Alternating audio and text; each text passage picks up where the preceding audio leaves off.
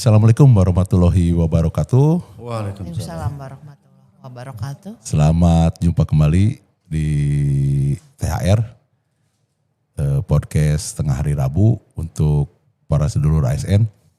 Podcast ini ada untuk kita diskusi menambah literasi buat teman-teman.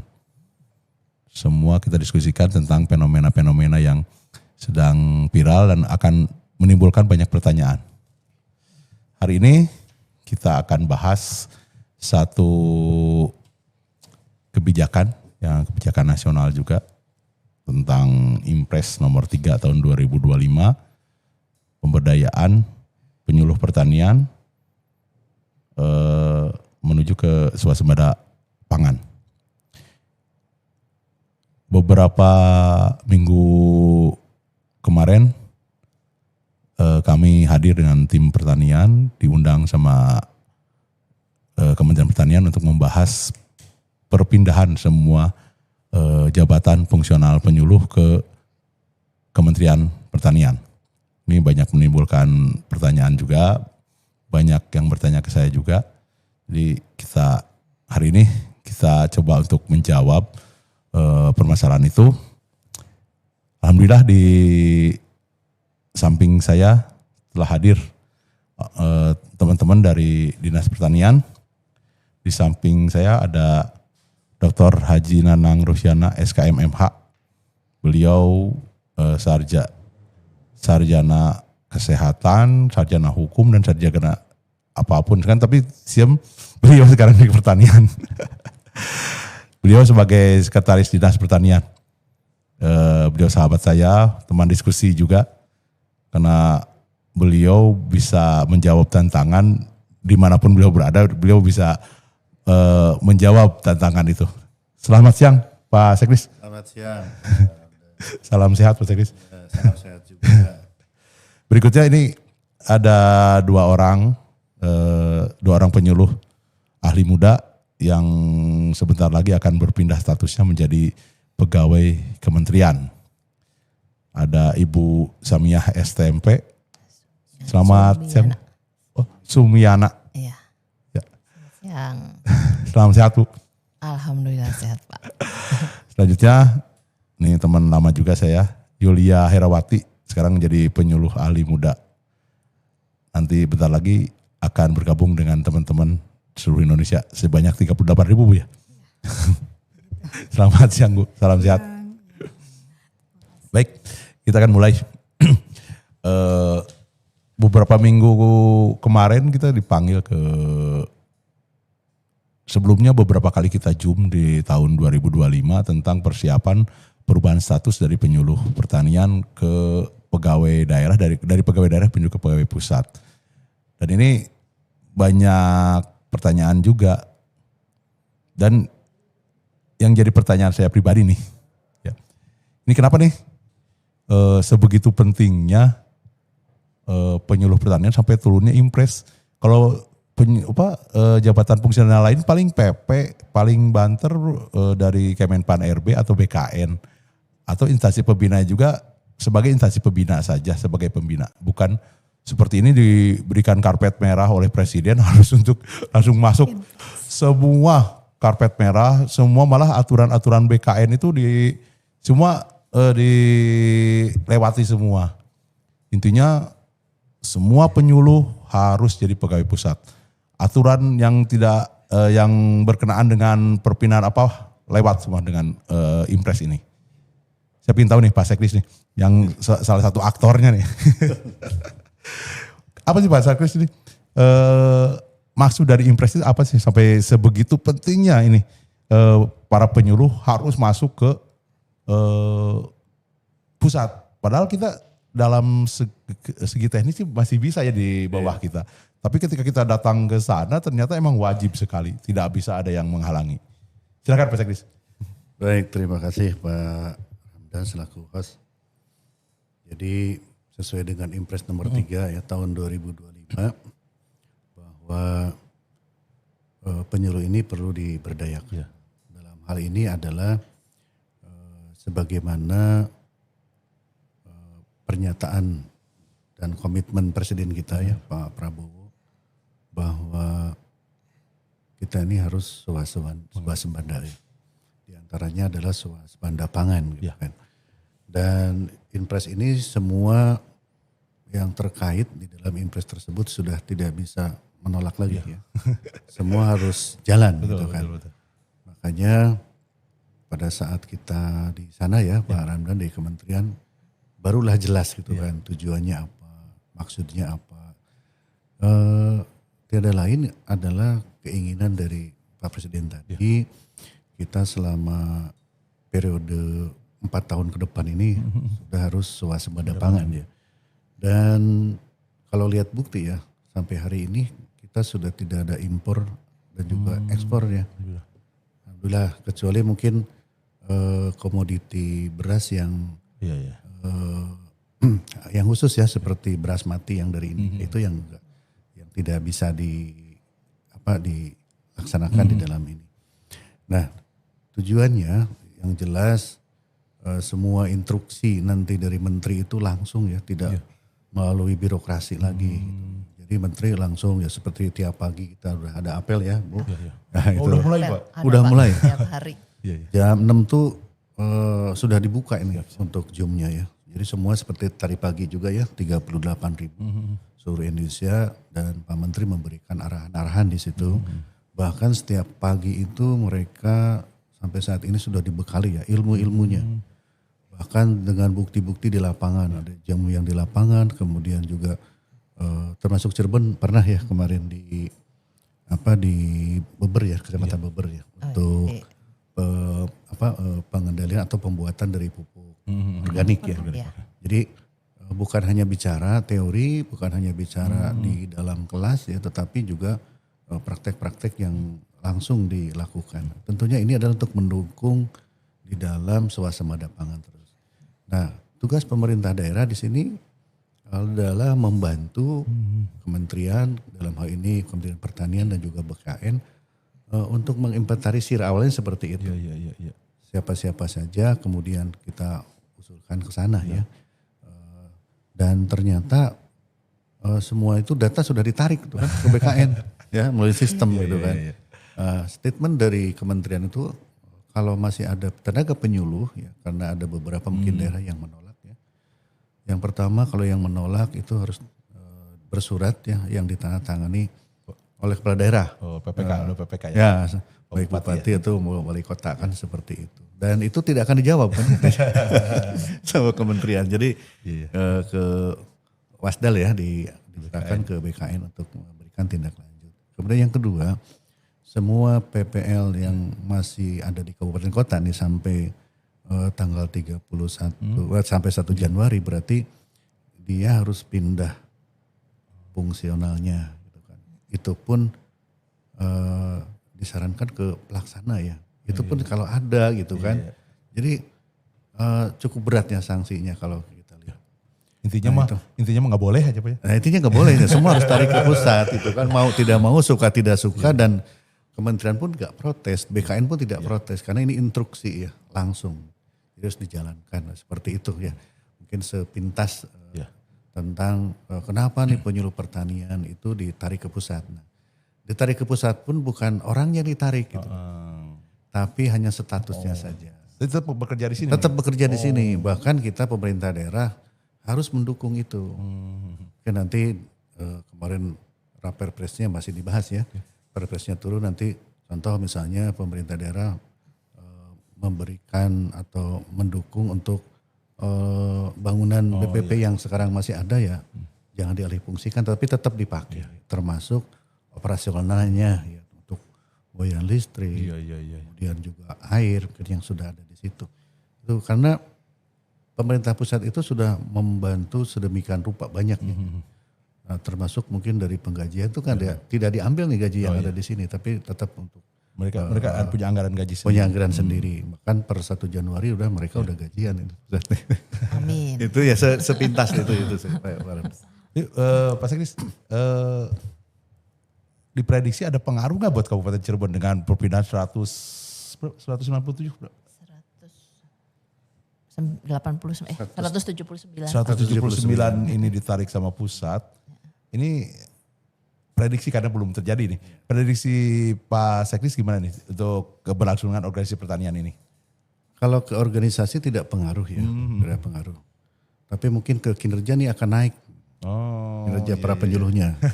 Ya di mana tujuan dari kinerja ini adalah meningkatkan produktivitas ya dan juga produksi. Karena kalau kita lihat dari statistik kan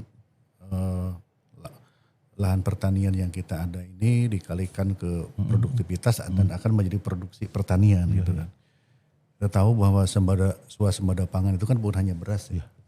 Banyak jenis-jenisnya seperti mungkin jagung, kemudian juga ubi jala dan segala macamnya. Nah bahkan tahun 2026 nih ke depan sudah swasembada gula. Nah, bahkan kalau lihat tadi malam Pak Menteri itu kita udah mulai ke garam juga ya. Ke garam juga. Oh, garam juga masuk pangan Pak? Oh. Iya masuk. Ya kalau kita buat apa aja sih untuk pengetahuan seluruh ASN semua. Apa yang disebut swasembada pangan mencakup apa aja? Kalau swasembada pangan ya jelas tadi bukan padi aja ya. Iya. Jadi ada hortikulturanya juga kan gitu kan. Harus kita siapkan Gula tadi Pak ya? gula juga itu kan kebutuhan pokok lah intinya. Kebutuhan pokok yang harus kita Daging siapkan. masuk ke daging ayam Ya. masuk. Oh, bukan hanya kita bayangkan kita kan hanya beras gitu, swasembada beras aja. Oh, swasembada pangan itu banyak ya. Banyak. Iya. Karena kan mungkin tidak semua orang makan nasi ya. Iya, Mungkin di daerah tertentu ada yang sagu, mungkin ada yang juga jagung gitu kan. Iya. Itu yang kebutuhan pokok.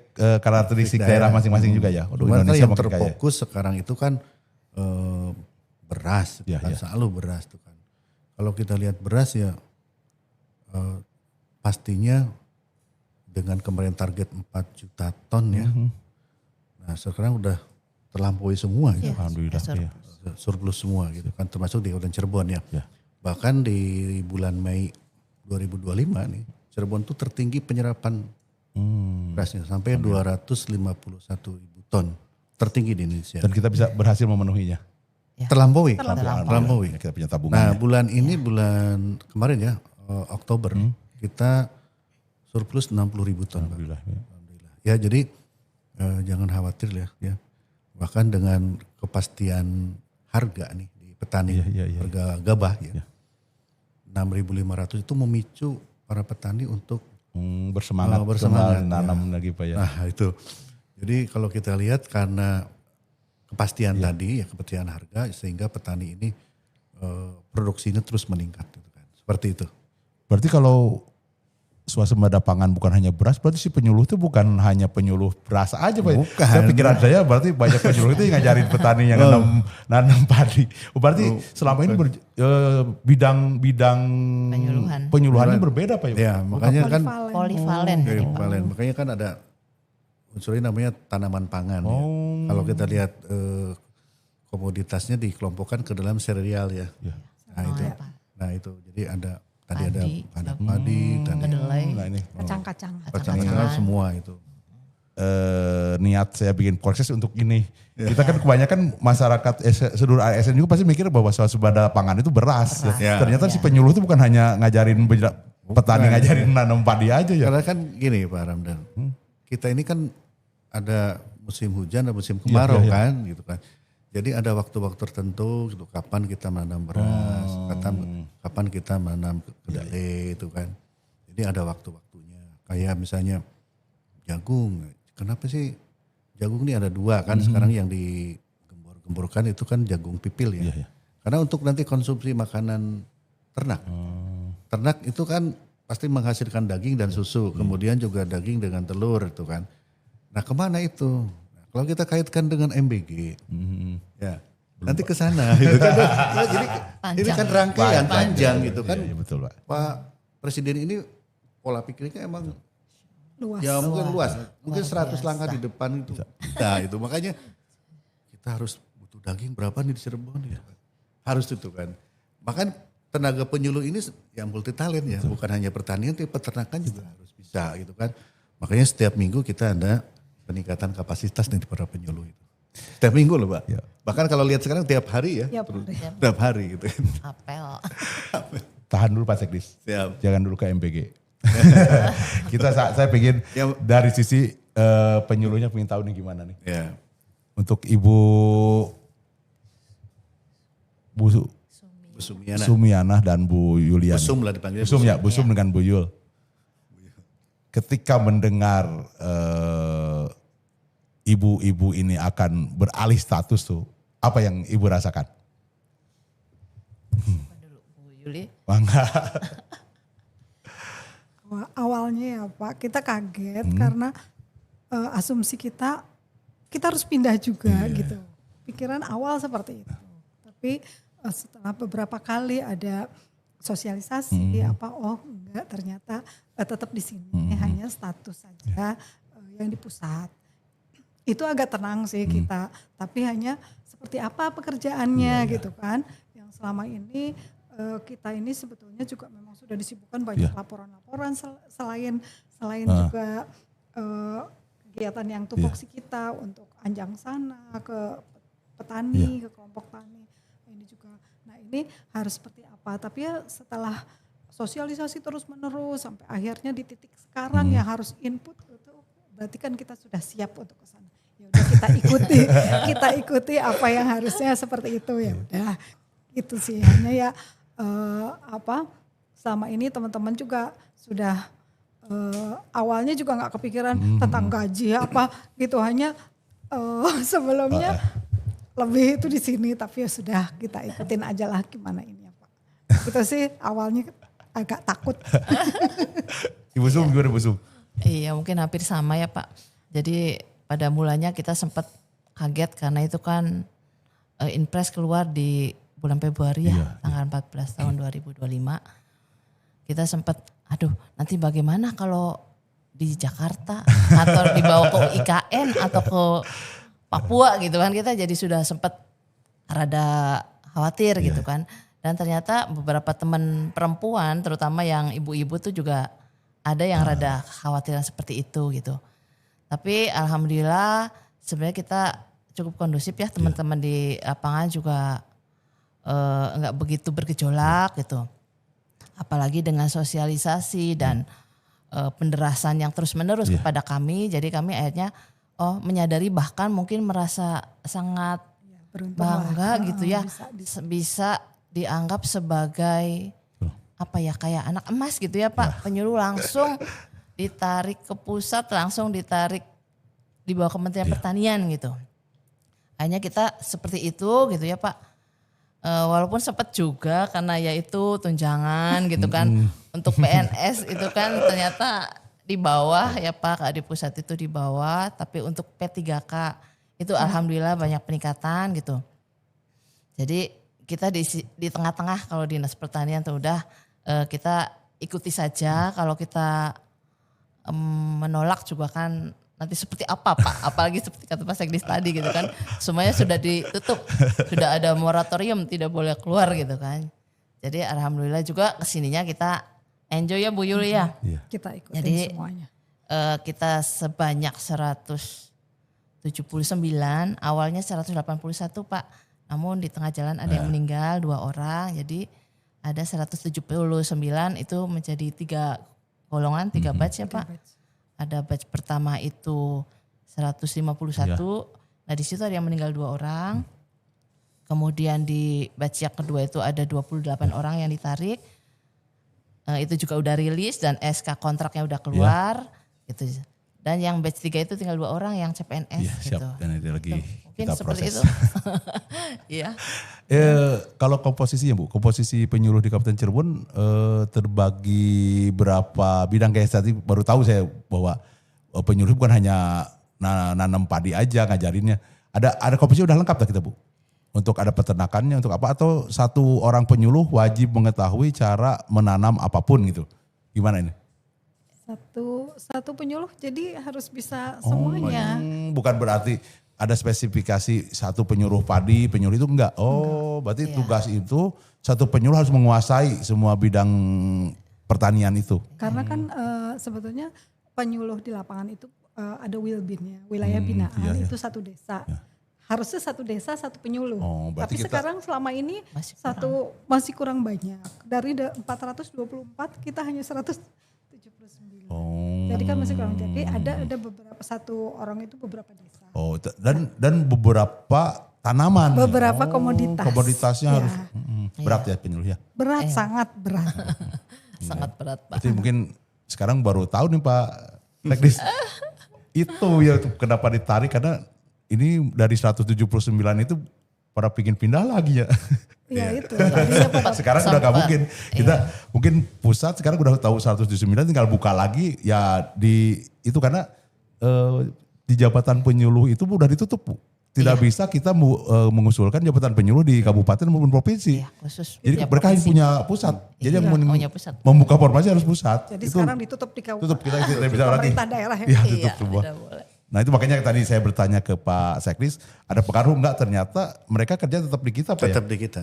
Di kita untuk mengabdi di tanah kita. Iya. Nah ketika mereka bekerjanya tidak benar nih Pak, gimana nih?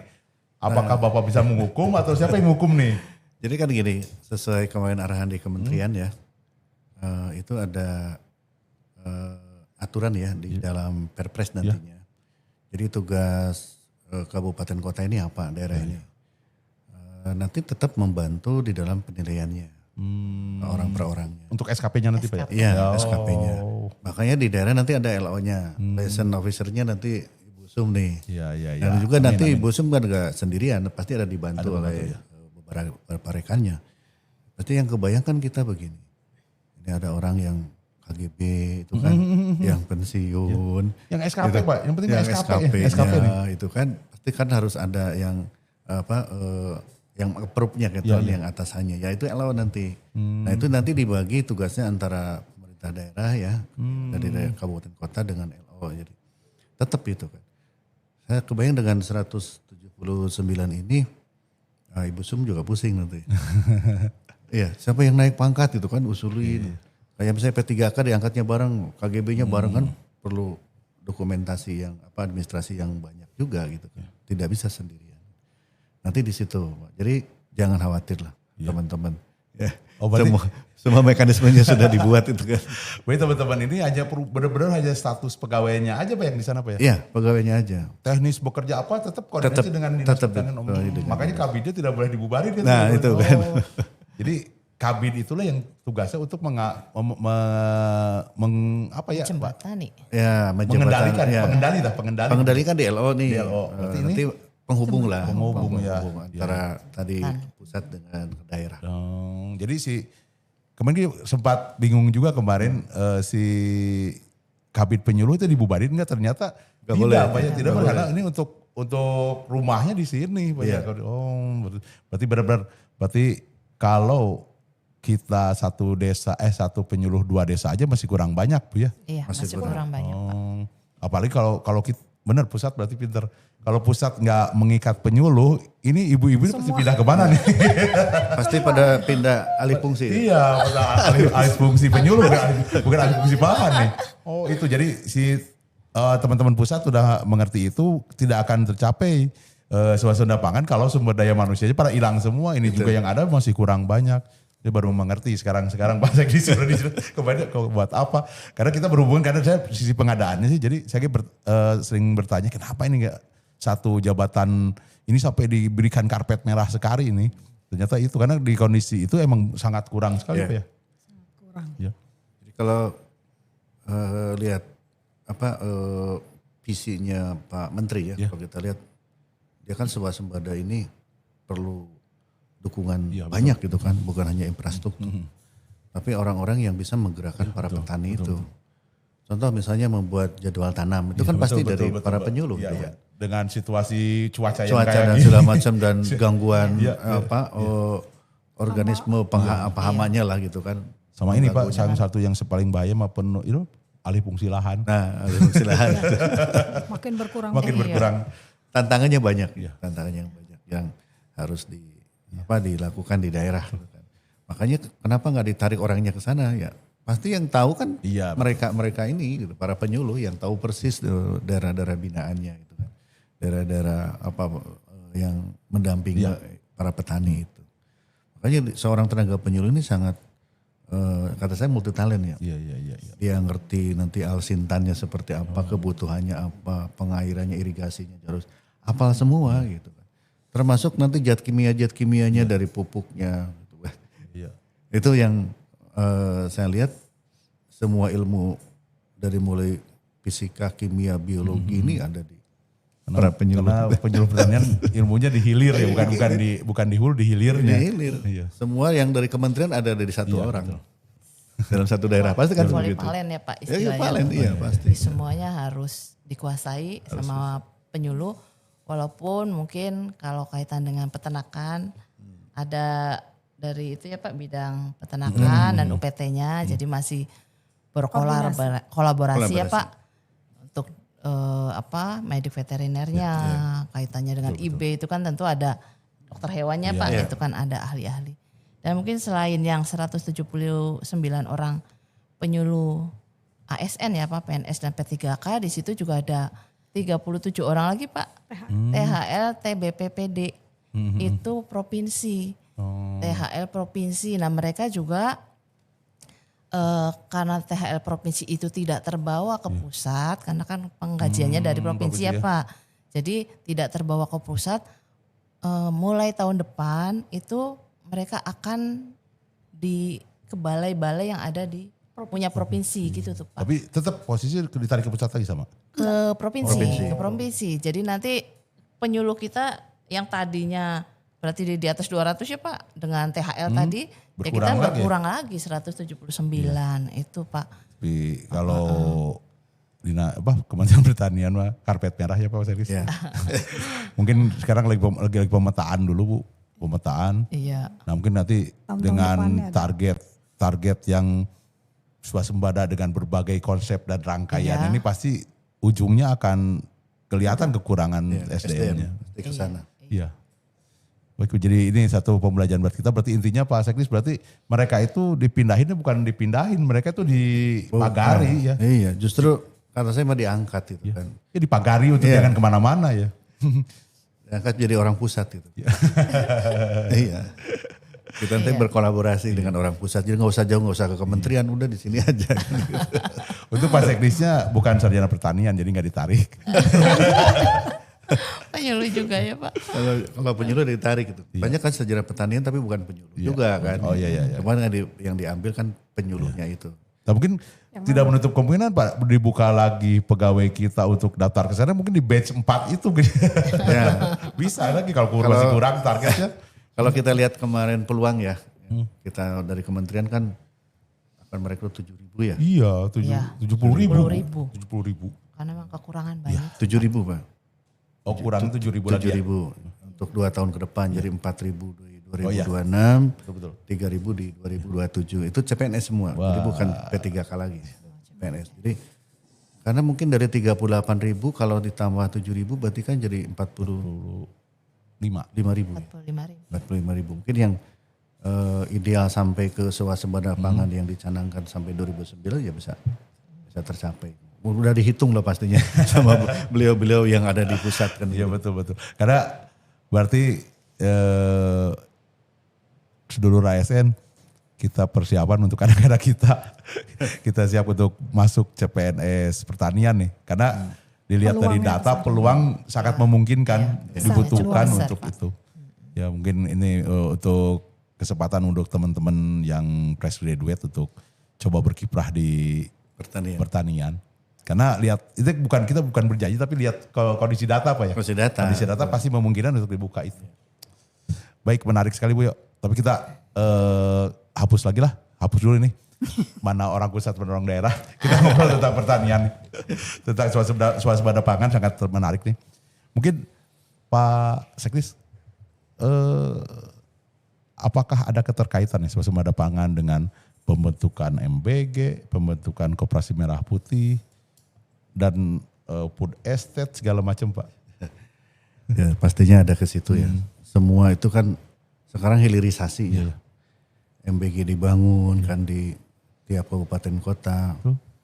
Kemudian juga mungkin nanti ke stunting juga. Iya betul. Kemudian kelompok miskin yang ekstrim gitu kan. Jadi pemerintah pusat ini semua dihilirisasi nih. MBG tiap kabupaten kota kan ada harus berapa dibangun. Kemudian sekolah rakyat juga di Kabupaten Cirebon kan insya Allah bulan Desember juga mulai dibangun. Koperasi Merah Putih. Koperasi Merah Putih setiap desa itu harus menyiapkan 1000 meter persegi kan lahannya. Jadi banyak Pak. Bahkan kita di Kelurahan Pasalakan, kita sudah dibentuk BP Taskin Pak di situ. Jadi ada beberapa lahan kita yang disewa oleh BP Taskin untuk membangun sebuah kawasan pertanian di situ dengan sistem namanya tipak Pak. Jadi 1 kali tanam, 4 kali panen. Oh. Nah itu diantaranya kan untuk menutupi kebutuhan dari MBG ya. Betul. MBG nanti juga dari MBG pasti kan salurannya juga ke sekolah rakyat ke sana. Ya. Betul. Kalau lihat sekolah rakyat dengan kapasitas 3.000 orang gitu kan, udah kelihatan. Ya, betul banyak. Di asrama itu kan pasti ada makan pagi, siang, malam, bahkan ada ekstra puding mungkin siangnya gitu kan. Pasti ada itu kan. MBG aja sekarang kebutuhan dari ranah pertanian itu banyak sekali gitu kan. Nah, dari mulai berasnya, dagingnya, susunya gitu kan. Bahkan pengganti susu apa nih, misalnya kedelai gitu kan. Susu kedelainya. Jadi kan kita sudah mulai berpikir jauh ke depan, kita siapkan jangan sampai para SPPG ini mengambil atau merekrut produk pertanian dari luar Cirebon. Kan. Kita dimanfaatkan yang di Cirebon. Kenapa ya? Kalau kita lihat nih, pemerintah ini dengan adanya MBG itu, dengan sekolah rakyat, pasti perekonomian di kita ini akan tumbuh. Iya betul Pak. Ya, perputaran lah MBG yang sekarang yang mungkin udah hampir 100 ya yang sudah berjalan atau lebih ya. Perputaran uang itu ya kemarin menurut Pak Dangi ya di Bapeda, itu udah 48 miliar perputaran di Kabupaten Cirebon. Jadi kelihatan masyarakat ini yang merasakan semuanya ya. Para UMKM mungkin merasakan, para petani merasakan itu kan. Para peternak juga merasakan semua. Kebutuhan penyediaan di dalam produksi-produksi mereka itu. Karena tadi MBG itu menjedot banyak. Ini benar-benar sebuah sistem Pak. Pak Presiden membangun sistem ini melihat geopolitik juga Pak. Betul. Geopolitik dunia itu karena geopolitik dunia sekarang itu bukan lagi nuklir, bukan lagi senjata. Sekarang hanya siapa yang bisa kasih makan rakyatnya kan bertahan. Gitu. Betul Pak. Kita alhamdulillah nih, kita baru terbuka ya MBG. Dulu kita pernah dengan MBG kita karena ketidakmengertian kita jadi menjustisnya stigmanya jelek. MBG apa-apa. Kayak misalnya food estate itu kan. Kan itu kan kemasan-kemasan semacam sebuah sistem ya yang akan dibangun gitu kan. Tapi dengan sendirinya sekarang itu akan terbentuk food estate itu. Betul. Jadi kita tidak membangun food estate tetapi pendukung-pendukung itulah akhirnya filosofi akhirnya mengerucut jadi food estate nanti. Itu yang saya lihat gambaran itu, dari tadi apa Pak? Yang menarik itu apa? Nyewa lahan dengan sekali tanam. Ya tipak. 1 kali tanam. 1 kali tanam 4 kali panen. Teknologi semacam. Teknologi itu. Itu mungkin nanti ke depan bukan hanya padi kan ya, karena ternyata si penyuluh kan bukan terus padi kan ya. nggak hanya mungkin di Kelurahan Pasalakan atau di Semua ya. Role model aja. Kalau modelnya ternyata di Cirebon ini bagus ya, lagi diuji coba sekarang, pasti semua direplikasi di seluruh kecamatan dan tidak menutup kemungkinan tetangga-tetangga kita. Karena kemarin BP Taskin ini sampai ke Brebes Pak. Betul. Cuman yang tersedia lahan yang mumpuni ini di Kabupaten Cirebon. Jadi dicoba dulu di sini. Kemarin juga sebelum di Cirebon ini di Bandung ya, di Kabupaten Bandung ya, di daerah apa? Adalah ya. Bandung Barat begini, Bandung Barat lah. Kabupatennya Bandung tuh apa? Kabupatennya? Soreang. Nah, Soreang. Soreang dulu. Oh iya. Nah kita nih yang kedua. Mungkin yang kedua di Jawa Barat, tapi pertama di wilayah Cirebon ya. Dan Brebes tuh. Iya. Nah itu jadi pertanyaan dan begitu kita rilis ya di koran, di media itu beberapa kabupaten kita udah mulai nanya nih. Taruh dari Kendal gitu kan, dari Pemalang, kemudian juga dari Pemalang. Sudah mulai bertanya seperti apa gitu. Kita pingin belajar ke Cirebon gitu kan gitu. Padahal itu baru dirilis oleh BP Taskin 2 bulan yang lalu. Itu baru beras ya padi ya. Ya baru Tapi nanti akan ada kawasan nanti, mungkin ada ternaknya, ada hortikulturanya. Kita tunggu kejutan-kejutan lainnya nih. Pasti di situ ada sayur mayurnya pasti ada.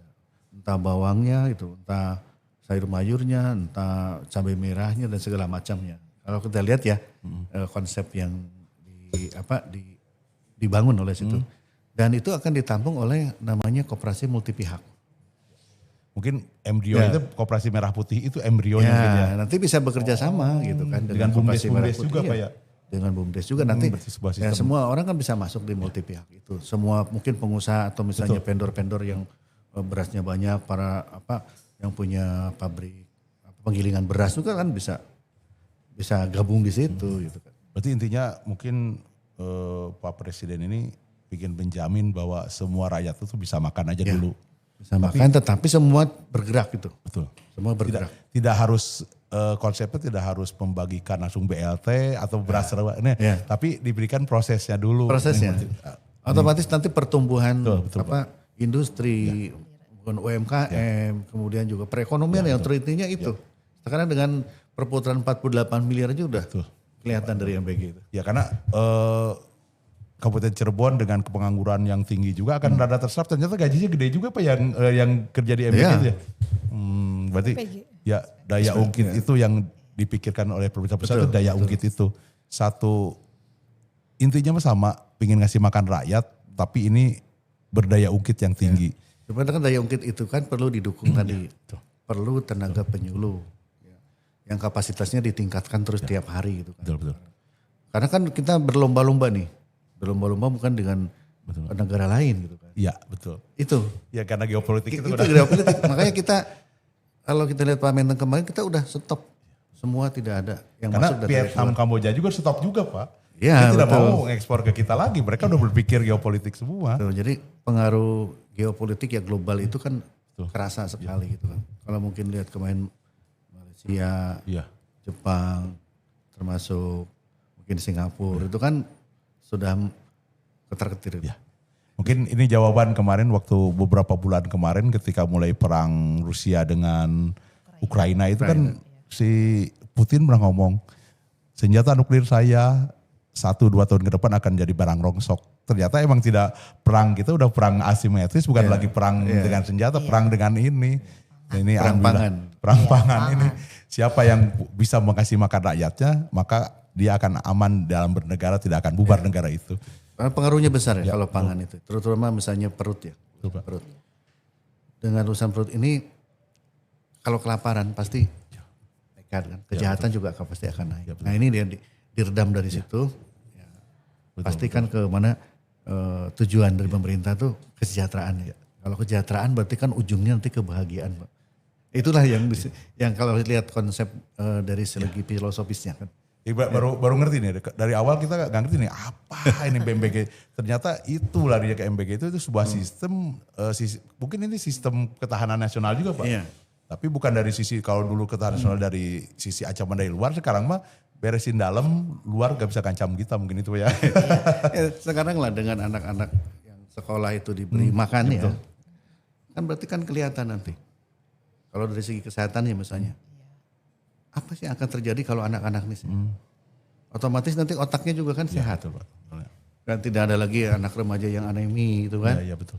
Itu. Nanti larinya ke stunting juga. gitu kan. Makanya itu stop dulu dari hulunya dulu. Ya, nanti lahirnya juga sehatnya generasinya. Makanya dari hulu dulu gitu kan. Karena selama ini kan kita mengintervensi itu di hilir. Betul. Hanya kita beberes hilirisasi setelah terjadi. Makanya sekarang dihantam dulu hulunya dulu. Pencegahan dulu. Walaupun pertamanya berat ya. Ya namanya juga sistem baru ya. Pasti kan dari segi konsep juga kan pasti ada yang diperbaiki, ini diperbaiki sambil jalan lah. Nah, maksudnya learning by doing itu. Ya. Tapi saya pengen sedikit minta data Pak. Karena penyesuaian dari sistem pertanian juga kita masih coba untuk mulai. Ini keseimbangan demand dan ketersediaan barang tuh Pak. Yeah. Apakah mulai mengganggu kan dengan MBG? Karena MBG ternyata mulai jalan nih di Kabupaten Cirebon Pak ya.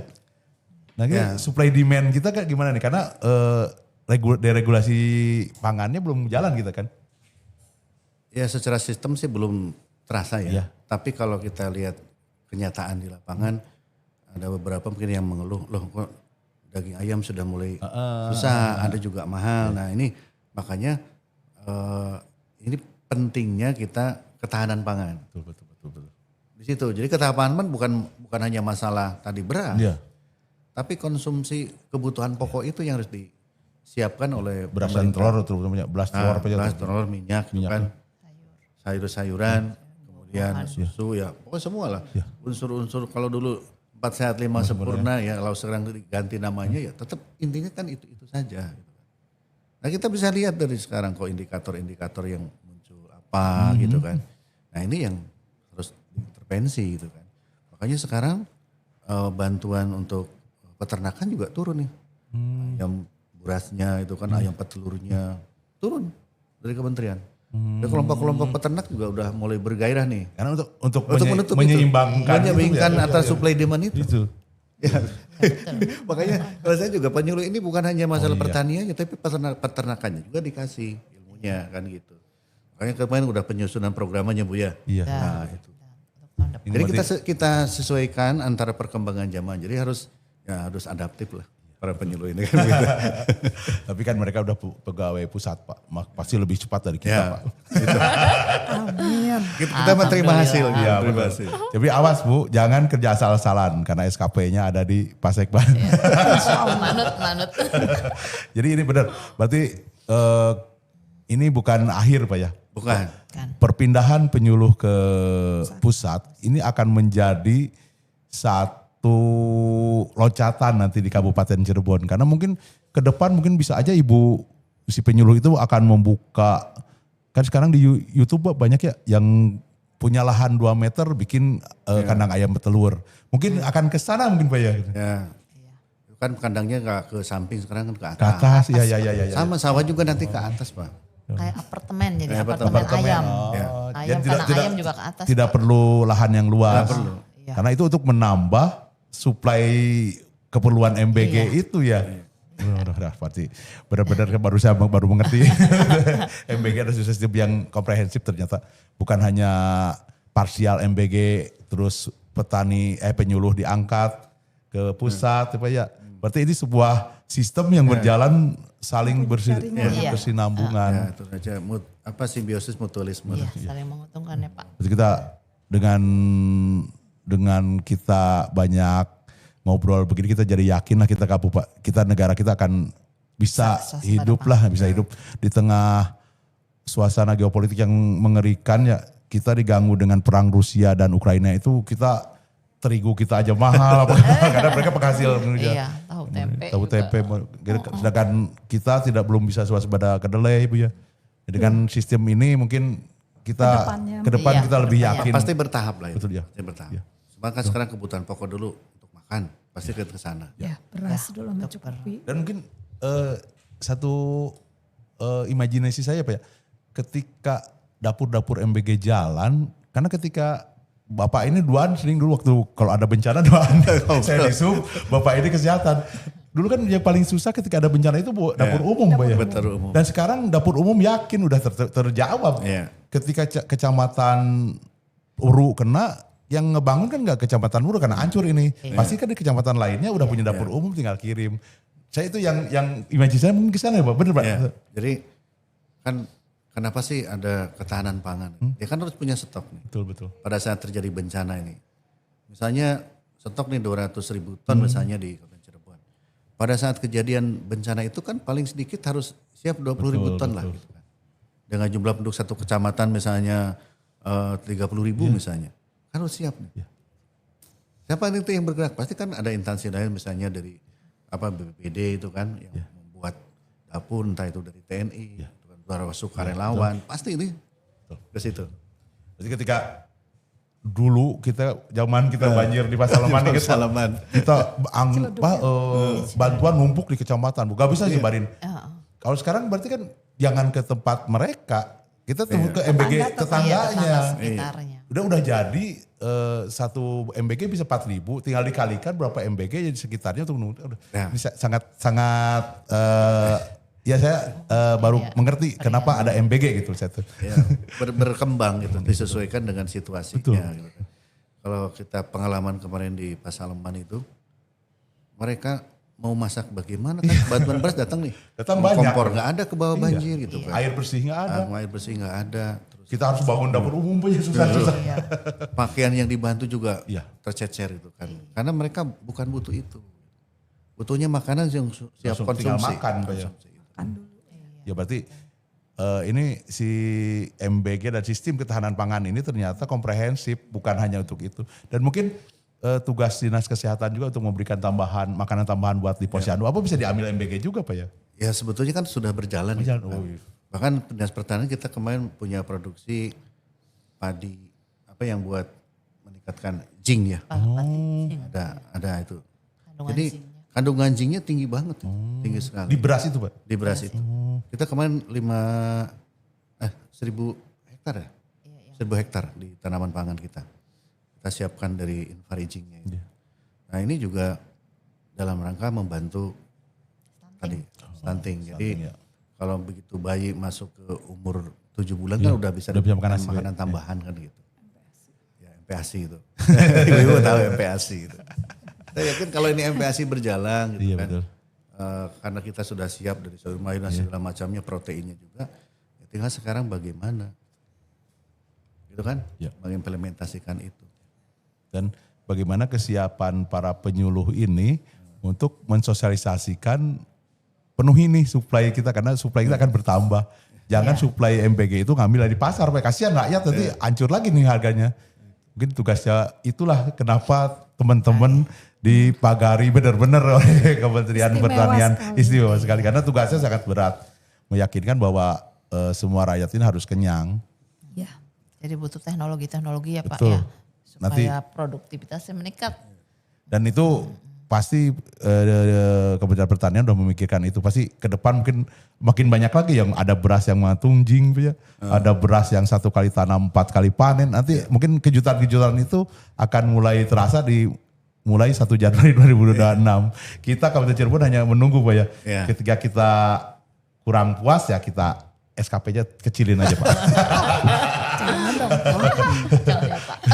Saya yakin lah setahun ini kita bisa menghasilkan beras 500.000. Ya. Saya udah hitung-hitung nih, bisa gitu. Bahkan sekarang kita ada pilot project Pak Ramdan ya, dibantu dengan para penyuluh juga nih di Desa Lubung Kencana di Susukan. Oh, ada lagi Pak ya. Iya. Jadi kita bersinergi semua bidang di situ masuk. Dari PSP menyediakan alsintannya, pupuknya dan segala macamnya ya. Kemudian dari bidang penyuluh itu brainstorming mendampingi para petani di situ. Kenapa gitu? Bagaimana itu mengatur mereka? Misalnya untuk varietasnya apa nih yang akan ditanam seperti itu. Kemudian dari bagian tanaman pangannya, di bidang tanaman pangan, berarti dia juga harus siap. Iya. Benih ya Pak. Benihnya. Nah di misinya Pak Bupati itu ada pemberian insentif ke petani. Jadi kita beri nih insentif ke petani itu benih. Yang untuk indeks pertanaman ketiga, mau nanam yang ketiga ini.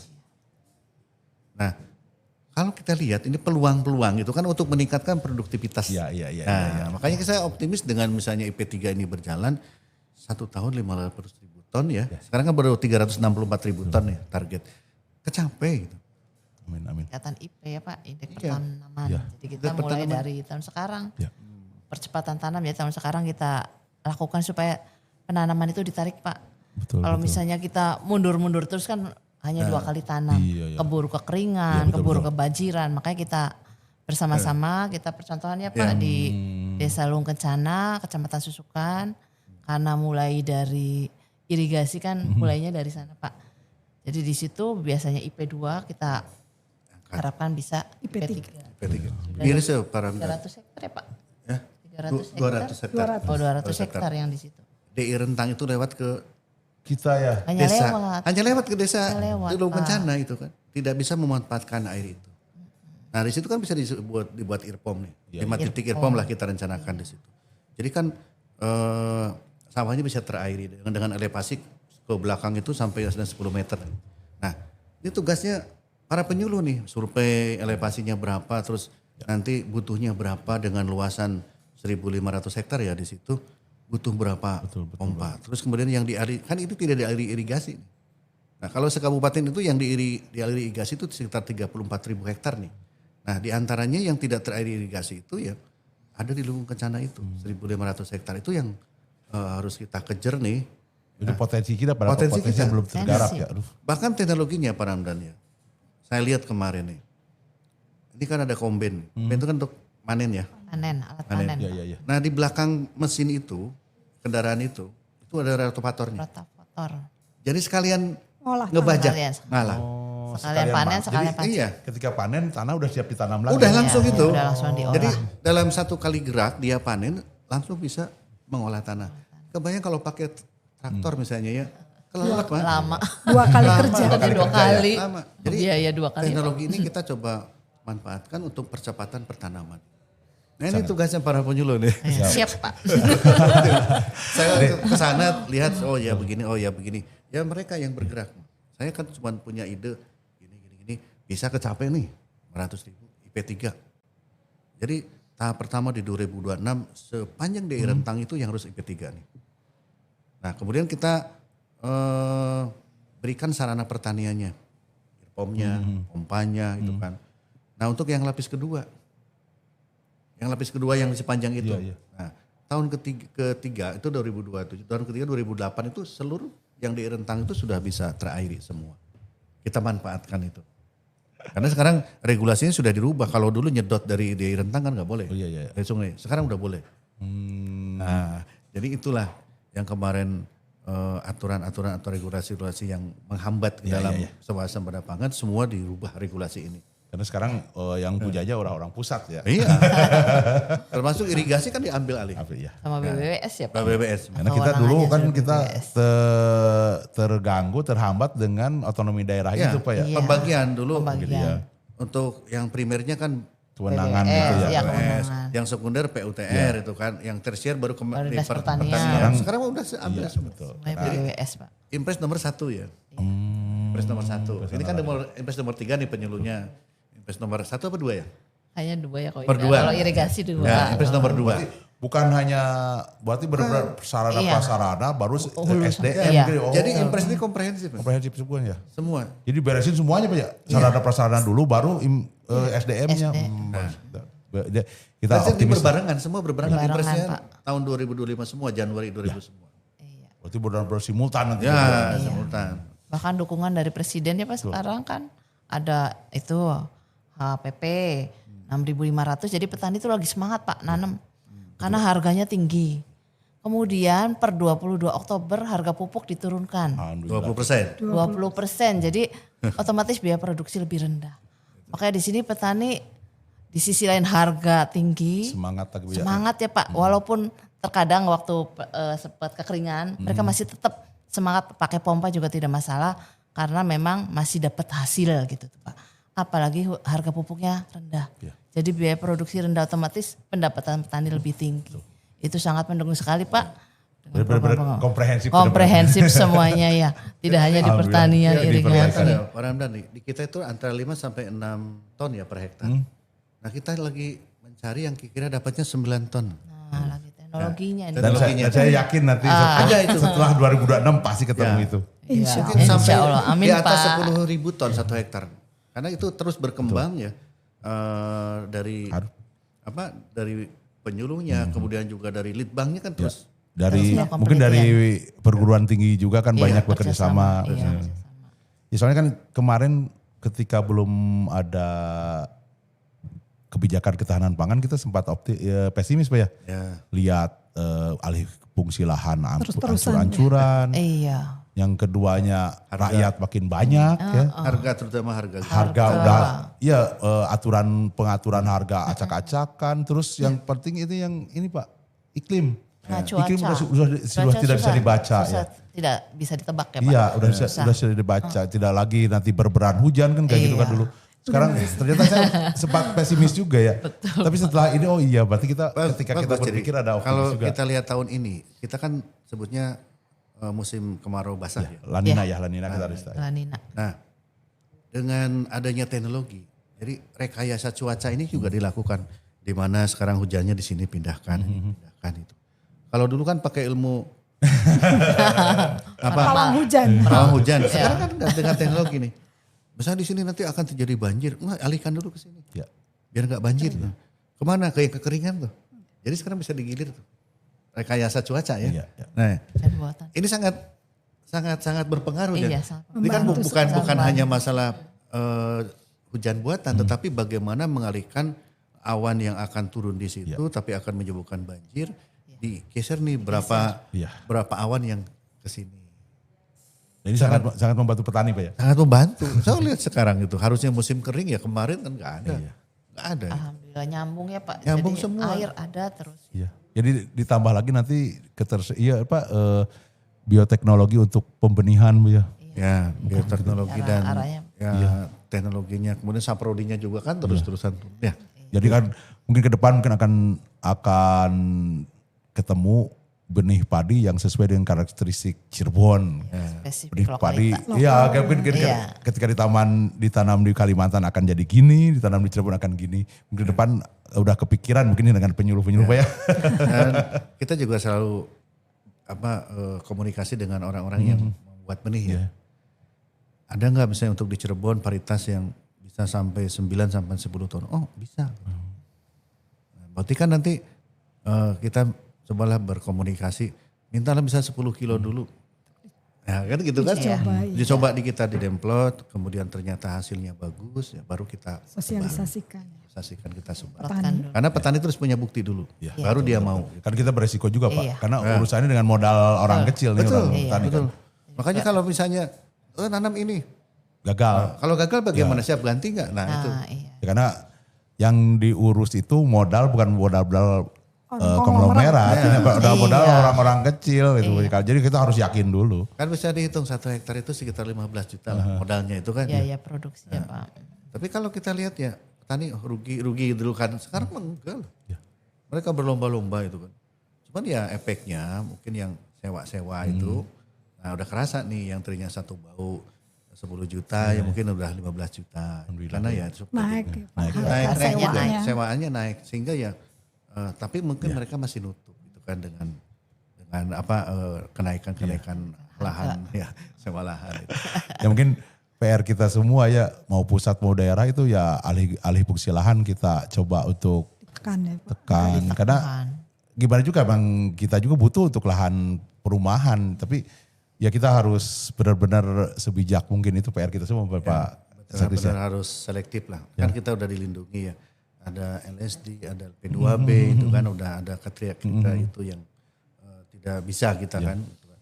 Itu yang tinggal komitmen lah semua. Ya. Ada Undang-Undang 40 itu ya. Iya. Itu PR kita karena sumber daya udah dipenuhi semua tinggal kita alih fungsi lahan yang mesti PR kita semua. Iya. Karena ketika sumber daya bagus ketika untuk nanamnya nggak ada ya gimana? Kecuali bisa ditanam di pot-pot di pinggir rumah, padinya bisa. Ya semakin ke depan pasti semakin cepat ya teknologi. Bahkan kemarin katanya ada yang 1 bulan sudah panen. Alhamdulillah ya. Tapi rasanya yang iya kadang pasti kalau ada rasa. Ada plus minusnya sih Pak. Ya, ada plus minusnya. Sudah mulai diuji coba 1 bulan panen. Saya kemarin dari Dirjen Peternakan ya dari statistik mereka mengungkapkan itu dan mereka lagi melakukan penelitian di Jawa Timur. Jadi melalui KSP ya survei pertanian ini bukan hanya masalah beras tapi jagung juga semua yang sama peternakannya juga. Sehingga nanti didapat nih. Misalnya gini, kita nanam 1 hektar nih Pak. Nah kan padi nih tumbuh. Nah dari yang 1 hektar itu dapat padinya berapa ton, kemudian dapat berasnya berapa ton. Nah yang terbuangnya itu. Ini harus diteliti itu kan. Kenapa misalnya ini selisihnya? Iya. Nah bahkan kemarin saya lihat pemaparan di BPS ya. Ada yang cuman kulitnya aja. Nanti diolah untuk jadi beras itu. Jadi belum jadi beras, mesti kulitnya aja. Itu makanya dari beras ini kan ada yang jadi dedak gitu kan. Iya. Ada yang jadi bakatul. Ada yang jadi menir, ada yang beras. Nah kan komoditinya tetap beras satu gitu. Tapi pemanfaatannya beda. Makanya kenapa bakatul itu lebih mahal. Stunting tuh. Banyak kandungan gizinya. Malah ya bakatul yang banyak. Ya. Kita ingat zaman kecil lah, makan bakatul segede gini, sambil seret-seret gitu. Tapi enak gitu kan, ada manisnya gitu kan. Kita makan zaman di masjid misalnya ada tahlilan, menir. Menir itu kan bubuk itu. Iya betul. Tapi kan enak gitu kan, khas. Beda dengan Masih ingat ya? Iya. Zaman di kampung kan? Iya. Ada menir, ada buras, sekarang ada lontong kan berbeda. Berarti kita harus berpikir untuk waste food itu ya. Iya. Yang menjadi sampah itu kita Iya. maksimalkan lagi ya. Berpikir, berarti penyuluh lagi Pak? Penyuluh. Sosialisasi. Iya. Ya kadang-kadang ternyata waste food kita tuh paling tinggi gitu ya. Iya. Ya, yang- makanan sampah kita paling Iya. tinggi. Itu yang sampahnya itu yang sekarang dipilah-pilah lagi. Jadi komoditi. Iya, betul. Dan nilai ekonominya tinggi. Jadi Ya, makanya betul Pak.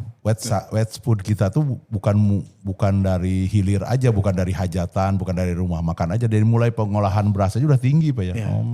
Iya. Itu yang harus kita ada peluang juga di sana Pak ya. Ya dia cuaca sekarang panen kan cuaca seperti ini. Bagaimana dia untuk menjemur padi? Iya betul. Kan harus ada teknologi. Iya. Iya. Nanti nyangkut ke harga sih Pak. Itu ke harga. Iya. Karena kalau kandungan airnya semakin tinggi kan pasti akan pecah itu kan, bubuk. Itu kan nggak bisa utuh. Kecuali memang diniatkan untuk dijadikan menir. Itu dah. Makanya para penyuluh ini yang memberikan peningkatan kapasitas di para petani ini. Baik, berarti Udah. Pak Seknis, kita setuju nih, bukan hanya guru dan nakes. Sekarang penyuluh itu sekelas dengan mereka ya. Oh iya. Dulu kita kan hanya guru nakes yang paling berjasa. Mereka berjasa. Tapi ada satu lagi yang sekarang ini lagi dituntut pengabdiannya menjamin rakyat kita untuk kenyang. Jadi kan nggak salah waktu saya ke Pak Ramdan. Pertanian harus diperhatikan ke depan. Karena saya pada saat Pak Presiden itu kampanye, Ya. wah ini bagus sekali kan. Iya. Makanya Pak Ramdan masa cuma segini pertanian. Nah kita kan udah di guru udah, kemarin di kesehatan untuk stunting udah, nah, tinggal Baik. pertanian. Karena perekonomian itu akan tergerak maju dari sektor pertanian pastinya dari situ. Bukan hanya ekonomi aja Pak. Banyak daya ungkit dari pertanian. Melihat kondisi begini, mungkin bencana alam, bencana buatan, ya, non alam, dan bencana sosial. Nah penjaga untuk penanggulangan bencana sosial itu adalah pertanian. Karena bencana sosial itu apa? Ya chaos, chaos itu akibat apa? Akibat rakyat lapar. Lapar. Dan pelindungnya adalah para penyuluh ini nih, salah satunya. Dengan teman-teman dinas pertanian.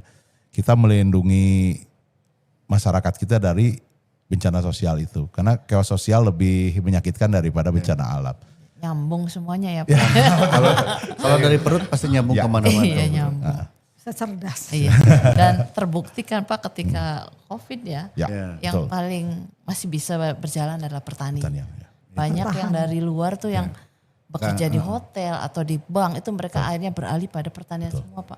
Jadi tidak ada petani yang kena COVID kan. Karena saya udah membuktikan, udah survei gitu kan, udah mengetes para petani. Langsung sembuh Pak, berjemur. Akhirnya pada ngikutin petani, jemur gitu. Baik, waktu juga yang menghentikan kita nih. Sekiranya kalau gak ditahan sampai maghrib.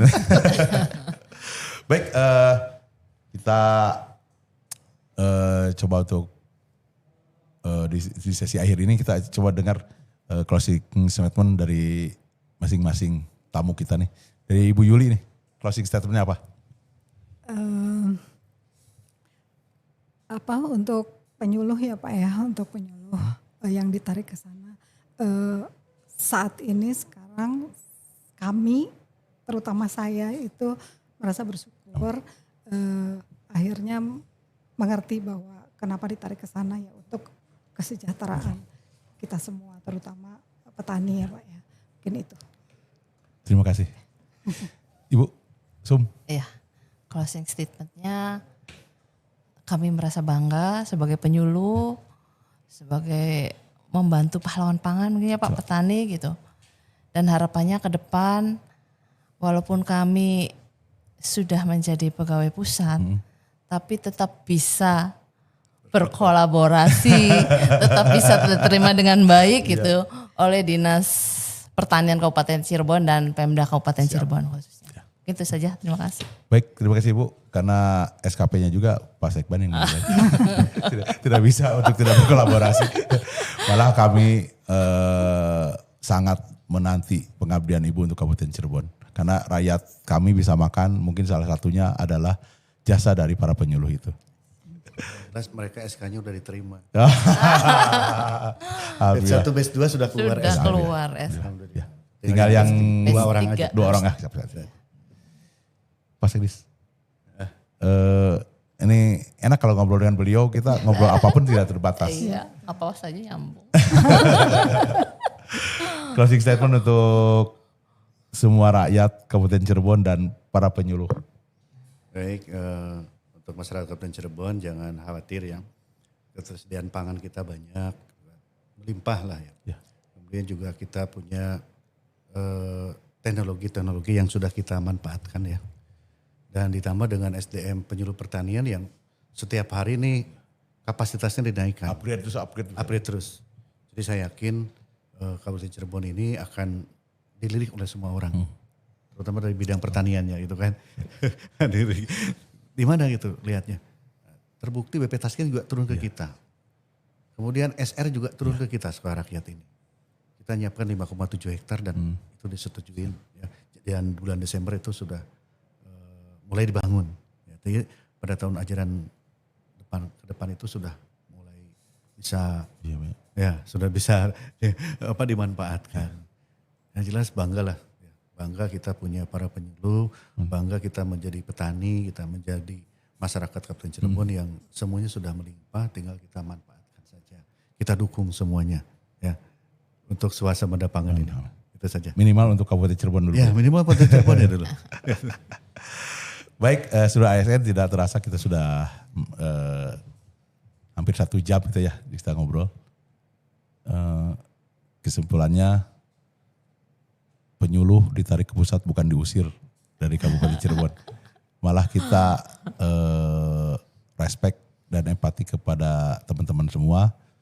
Setelah kita tahu dari penjelasannya ternyata benar-benar pahlawan pangan itu adalah para penyuluh dan tim dari Dinas Pertanian. Kita bisa tenang untuk mencari nafkah, kita tenang untuk membesarkan anak-anak kita kalau kita kenyang. Kalau kita lapar baru apa ya. Terima kasih sama teman-teman. Kita tidak akan pernah berpisah, kita akan tetap bareng karena untuk kepegawaian kita tetap selalu berhubungan, untuk teknis pekerjaan kita tetap berhubungan. Malah teman-teman sudah kemarin dengan Pak Sekdis dijamin Pak Sekdis ya. Menteri Pertanian ngomong kalau penyuluhnya kerja asal-asalan lapor ke saya.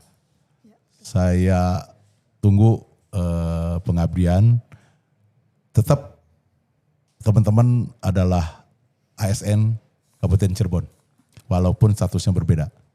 Kita di rumah besar bareng-bareng, kita perbaiki Kabupaten Cirebon, rumah besar kita ini untuk Kabupaten Cirebon yang lebih baik. Terima kasih. Wassalamualaikum warahmatullahi wabarakatuh. Waalaikumsalam warahmatullahi wabarakatuh. Terima kasih Pak Sekdi. Wih, sami-sami. Nah, yang ini mah. Ya apa kabar? Ini jadi lupa. Oh. Tawar kan Pak? Ya kan tawar.